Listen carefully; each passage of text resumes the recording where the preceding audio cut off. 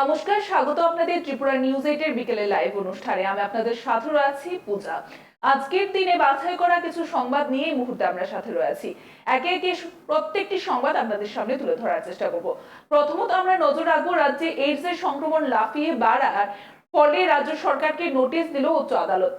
এবারে রাজ্যে এইডস এর বাড়বাড়ন্ত উচ্চ আদালতের প্রধান বিচারপতিকে চিঠি দিলেন বিচারপতি অমরনাথ গৌর। সেই বিষয়ে আজ প্রধান বিচারপতি ডিভিশন বেঞ্চে সেই মামলাটি শুনানি হয়। প্রধান বিচারপতি ডিভিশন বেঞ্চ রাজ্য সরকারকে নোটিশ দিলেন এবং আগামী 2 সপ্তাহের মধ্যে তার রিপোর্ট উচ্চ আদালতে জমা করার জন্য সার্বিক বিষয়ে জানালেন উচ্চ আদালতের সরকারি আইনজীবী কোহিনুর নারায়ণ ভট্টাচার্য। একটা রায় দিয়েছে তো রায়টা রাজ্যে এইডস সংক্রান্ত বিষয় একটু বিস্তারিত বলেন, বিষয়টা কি, মানে কেন, কি বিষয়ে রায়টা দেওয়া? বেসিক্যালি কেসটা আজকে হয় আমাদের মাননীয় বিচারপতি অমরনাথ গৌর ওনার একটা চিঠির বেসিসে উনি একটা চিঠি দেন to the honourable chief justice, যে রাজ্যের ওনার কাছে কিছু তথ্য আসে as executive chairman of legal service authority. তথ্য আসে যে রাজ্যের যে এইডসের সংক্রমণ ছাত্রছাত্রীদের মধ্যে স্পেশালি খুব অ্যালার্মিং রেটে বেড়ে গেছে এবং ডেথ সেটাও খুব অ্যালার্মিং রেটে বেড়েছে। এবং এটা নিয়ে বিভিন্ন ডেটা উনি ওই চিঠির সঙ্গে অ্যানেক্স করেন। ওইখানে ডিস্ট্রিক্ট ওয়াইজ কোন ডিস্ট্রিক্টে কীরকম লোক এইচআইভি পজিটিভ আর কীরকম ছাত্রছাত্রী এইচআইভি পজিটিভ আর কেন, সেটা তার একটা তথ্য তুলে ধরেন। সেই চিঠির বেসিসে আমাদের সরকারকে একটা অগ্রিম নোটিশ দেওয়া হয়, তথ্য দেওয়া হয় ইনফ্যাক্ট, এবং ফিক্স করা হয় আজকে কেসটা। তো আজকে যখন কেসটা উঠলো তখন যদিও সরকার পক্ষের থেকে আমার কাছে মোটামুটি সমস্ত ধরনের তথ্যই দেওয়া হচ্ছিল স্টেট এইচআইভি সোসাইটির থেকে, এবং কি পদক্ষেপ নিয়েছে সরকার, কিভাবে করছেন, এবং এই সমস্ত নিয়ে আমি রেডি ছিলাম। আজকে কগনিজেন্স নেন এই পাবলিক ইন্টারেস্ট লিটিগেশনটা নিয়ে, নোটিশ ইস্যু করেন সরকারকে, সেক্রেটারি হেলথকে নোটিশ ইস্যু করেন, সেক্রেটারি এডুকেশনকে নোটিশ ইস্যু করেন, গভর্নমেন্ট অফ ইন্ডিয়াকে নোটিশ ইস্যু করেন, এবং 2 সপ্তাহের মোস্ট প্রবলি এখন অব্দি ডেটটা কনফার্ম হয়নি, 2 সপ্তাহের একটা টাইম পিরিয়ড বেঁধে দেন যে এর মধ্যে এসে আমাদের জবাব দিয়ে রিপোর্ট পেশ করতে হবে যে সরকার কি পদক্ষেপ নিচ্ছে, আর কি নেওয়া যেতে পারে, এগুলো নিয়ে আলোচনা হবে। এটা basically the honourable chief justice আর অনারেবল জাস্টিস অরিন্দম লোধ ওনার বেঞ্চে, ডিভিশন বেঞ্চে ছিল আজকে। যে চিঠিটা উনি কে দিয়েছেন? Honourable justice Amarnath Gaur chief জাস্টিসকে করেছিলেন, এবং এটার সঙ্গে চিঠির সঙ্গে উনি ডেটাও দিয়েছিলেন যে কিভাবে বাড়ছে, কোথায় বাড়ছে। বেসিক্যালি বাড়ছে যেটা কনসার্ন হচ্ছে স্কুল, কলেজ, ইনস্টিটিউশন, এডুকেশন ইনস্টিটিউশনের মধ্যে দেখা যাচ্ছে সিরিঞ্জ ড্রাগসের ক্ষেত্রে ইউজ করার ক্ষেত্রে বেশি বাড়ছে। সেটা কিভাবে চেক করা যায়, এবং এখন দেখা যাচ্ছে যে ছাত্রছাত্রীরা বাইরে পড়তে যাচ্ছে, বহিরাজ্যে যে যাচ্ছে, এখানে কেউ কি পজিটিভ আছে, থাকলে কি সেখান থেকে সংক্রমণ ছড়াতে পারে, এটা একটা বড় কোশ্চেন হয়ে দাঁড়িয়েছে এবং এটাই খুঁটিয়ে দেখা হবে। এটা 2 সপ্তাহের ডেটটা এক্সাক্ট ডেটটা আমি এখন বলতে পারছি না। 2 সপ্তাহের মোটামুটি এই মাসেই আবার ডেটটা আছে। 2 সপ্তাহের একটা ডেট নিয়ে একটা জবাব দিতে বলেছে, রিপোর্ট পেশ করতে বলেছে রাজ্য সরকার। আমি বলছি, আমি রিপোর্টটা দেখেছি। রাজ্য সরকার সবসময় একটা পিরিয়ডিক্যাল রুটিন এবং টেস্টিং মানে ক্রমাগতভাবে বাড়িয়ে চলেছে, যার জন্যেই এই রিপোর্টটা বেরিয়ে আমাদের সামনে এসছে যে এতজন আছে, এই অ্যালার্মিং সিচুয়েশনটা দাঁড়িয়েছে। এবং রাজ্য সরকারও খুব কনসার্ন এই ব্যাপারটা নিয়ে এবং যথেষ্ট স্টেপ নিচ্ছে।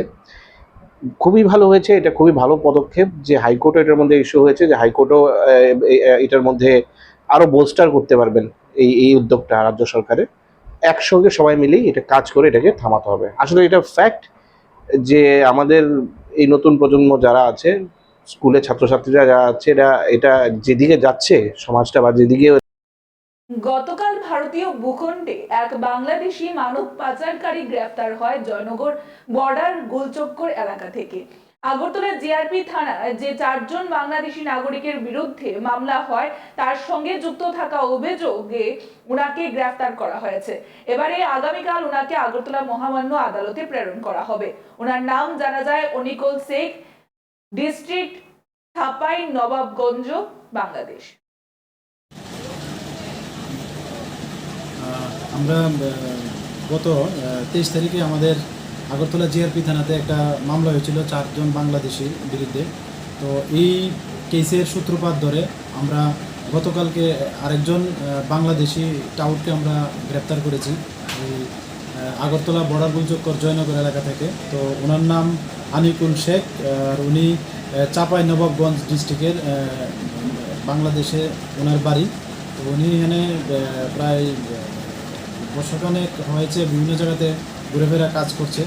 তো উনিও অবৈধভাবে ভারতে প্রবেশ করে এবং ওই গত দিন যে চারজন ধরা হয়েছিল তাদেরকে বর্ডার ক্রস করতে প্লাস ওই তাদের যে ডেস্টিনেশনে নিয়ে যেতে তাদেরকে সাহায্য করেছে।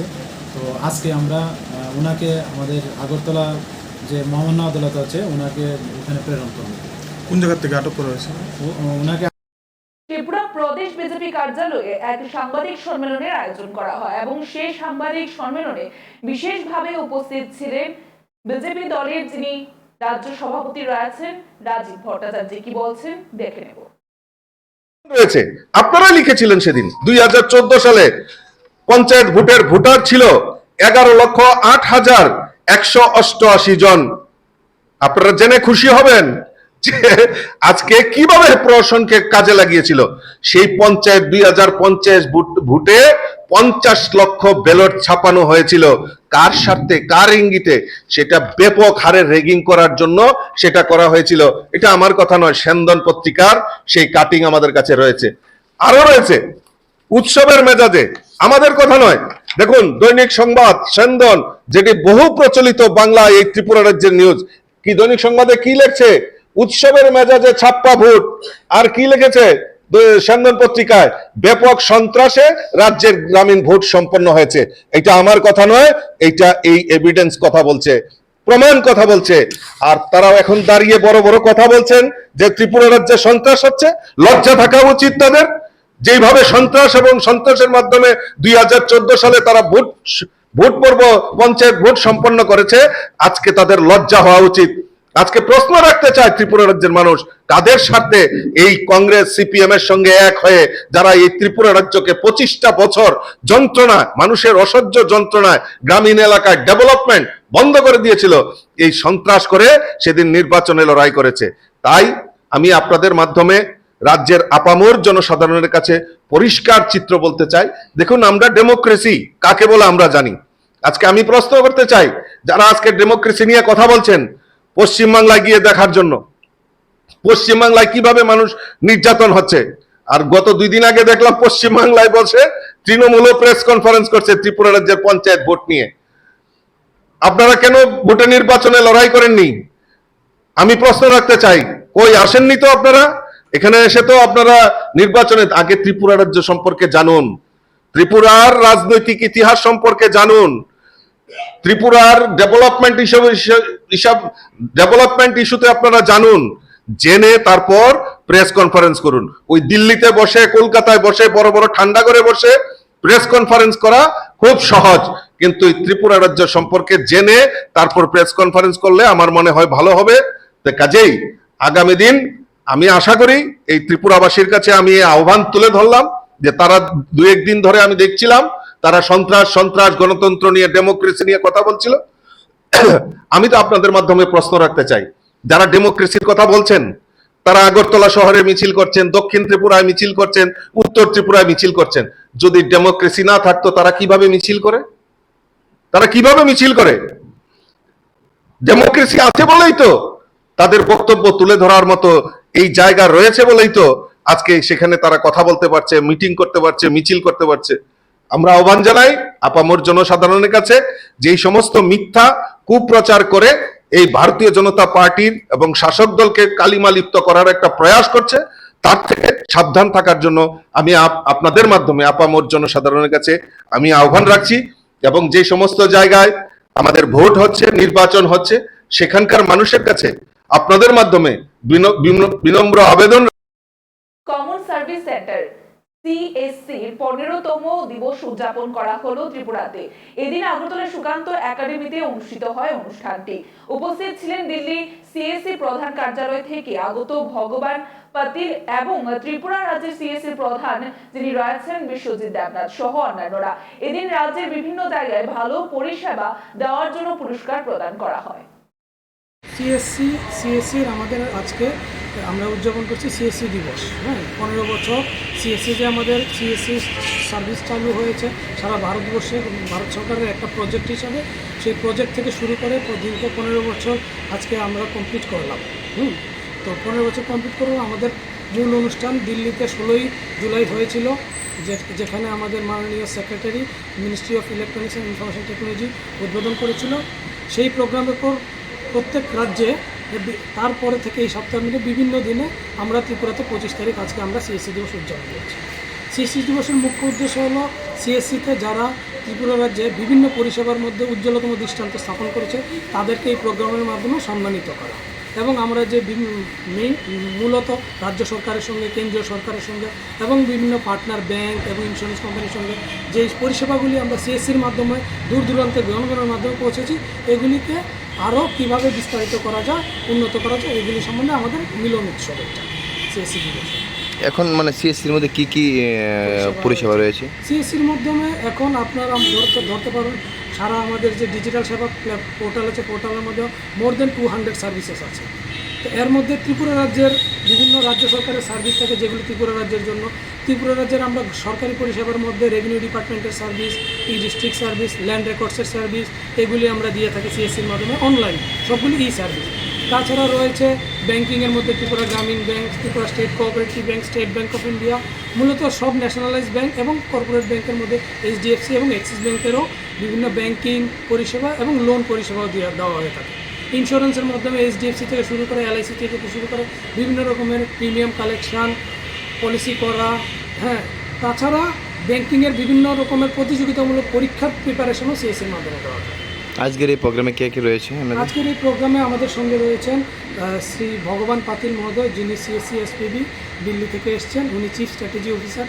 সঙ্গে রয়েছেন ত্রিপুরা স্টেট কোঅপারেটিভ ব্যাংকের ম্যানেজিং ডাইরেক্টর ভজন রয় মহোদয়। সঙ্গে রয়েছেন চিফ ম্যানেজার ত্রিপুরা গ্রামীণ ব্যাংকের কুন্দন শর্মাজি। আর ছাত্রদের গণতান্ত্রিক আন্দোলনের উপর হিংস্র রাষ্ট্রীয় সন্ত্রাস বন্ধ করে জনজীবনে আইনি শাসন প্রতিষ্ঠা করা, মহাশয়ের সংরক্ষণ সংস্কারের দাবিতে কোটা বিরোধী ছাত্র আন্দোলনকে কেন্দ্র করে গোটা বাংলাদেশের স্বাভাবিক জীবন যাত্রা স্তব্ধ হয়ে পড়েছে। সরকার ছাত্র আন্দোলনের নেতৃত্বের সাথে আলোচনার টেবিলে না বসে উল্টো রাষ্ট্রীয় সন্ত্রাস নামিয়ে আনে, বুলেটের মুখে ছাত্র আন্দোলনকে দমন করার নীতি গ্রহণ করে এবং ইতিমধ্যে চলমান এই আন্দোলনে ছাত্র, যুবক ও সাধারণ নাগরিক সহ 1.5 শতাধিক মানুষের মৃত্যু হয় যতটুকু জানা যায়। আহতদের সংখ্যাও বহু। স্কুল, কলেজ, ইন্টারনেট সহ জরুরি সমস্ত পরিষেবা বন্ধ রয়েছে। এ ধরনের পরিস্থিতিতে শুধু গণপ্রজাতন্ত্রী বাংলাদেশেই নয়, পড়োশী দেশ ভারতেও তার প্রভাব পড়তে পারে বলে আশঙ্কা করা হচ্ছে। কেননা বেসরকারি সূত্র মতে ভারতের প্রায় 8,000 ছাত্রছাত্রী বাংলাদেশের বিভিন্ন কলেজ ও বিশ্ববিদ্যালয়ে পড়াশোনা করে। তাদের ভবিষ্যৎও অনিশ্চিত হয়ে পড়বে বলে আশঙ্কা করা হচ্ছে। তাই ত্রিপুরা পিপলস পার্টি ছাত্রদের গণতান্ত্রিক আন্দোলনের উপর রাষ্ট্রীয় সন্ত্রাস বন্ধ করে জনজীবনে আইনের শাসন প্রতিষ্ঠার জন্য আপনাদের দৃষ্টি আকর্ষণ করার জন্য আজকের এই বিশেষ পদক্ষেপ গ্রহণ করে। এই গত কয়েকদিন যাবতই আপনারা বিভিন্ন সংবাদ মাধ্যমে দেখতে পাচ্ছেন যে আমাদের পার্শ্ববর্তী রাষ্ট্র বাংলাদেশে সংরক্ষণ সংস্কারের দাবিতে সেই দেশের ছাত্র যুবরা লড়াইতে আছেন, আন্দোলন করছেন। আমরা সংরক্ষণ নিয়ে কোনো কথা বলছি না। ওদের সংরক্ষণ কী ধরনের হবে, কোটা কী সিস্টেমে থাকবে, ওটা ওদের আভ্যন্তরীণ ব্যাপার। কিন্তু একটা দেশে ছাত্ররা গণতান্ত্রিক আন্দোলন করছে, সেই আন্দোলনের উপর রাষ্ট্র যেভাবে পুলিশ নামিয়ে মিলিটারি নামিয়ে সশস্ত্রভাবে তাদের উপর হামলা করছে, তাদেরকে মারধর করা হচ্ছে, ক্যাম্পাসগুলোতে ঢুকে আর মিলিটারিরা দখল করে নিচ্ছেন ক্যাম্পাস, ছাত্রদেরকে এমনভাবে হয়রানির শিকার হতে হচ্ছে সেখানে, সেই ধরনের একটি মানে ব্যাপক মানে যে স্বৈরাচারিতা, সেই স্বৈরাচারিতাকে বিরোধিতা করে আমরা ছাত্র আন্দোলনের উপর এই ধরনের নৃশংস যে অত্যাচার এবং অমানবিক যে আক্রমণ, সেই আক্রমণের বিরোধিতা করে আজকে আমরা অবিলম্বে সেই রকমের আক্রমণ বন্ধ করে ছাত্রদের পাশে থাকার মেসেজ আমরা দেওয়ার লক্ষ্যে আজকে আমরা বাংলাদেশ হাই কমিশনারের কাছে এসেছি। আমরা একটি মেমোরান্ডাম আজকে বাংলাদেশের প্রধানমন্ত্রীর কাছে দিতে যাচ্ছি হাই কমিশনারের মারফত। আপনার পরিচয়? আমার পরিচয়, আমি প্রবীণ সিংহ, আমি ত্রিপুরা। এতক্ষণ পর্যন্ত আমরা আপনাদের দেখানোর চেষ্টা করেছি আজকের বাছাই করা কিছু গুরুত্বপূর্ণ সংবাদগুলি। এখনকার মতো আমাদের এই বিকেলের লাইভ অনুষ্ঠান আমরা এখানেই শেষ করব। পরবর্তী বিভিন্ন আপডেট দেখতে অবশ্যই চোখ রাখবেন ত্রিপুরা নিউজ 8 এর পর্দায়। নমস্কার।